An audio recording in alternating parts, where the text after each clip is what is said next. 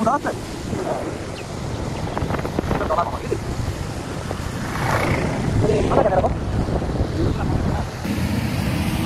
ব্রিজের উপরে পৌঁছালাম আজকে।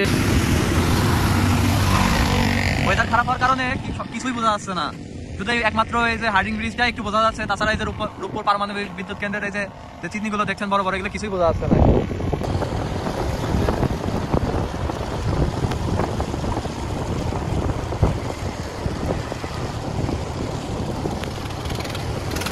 এই লালন সেতু কুষ্টিয়া আর পাবনা জেলার সংযোগস্থল।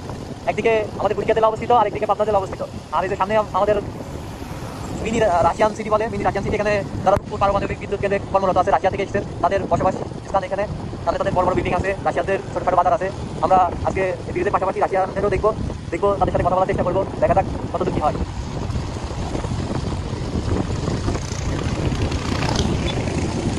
ওইটাই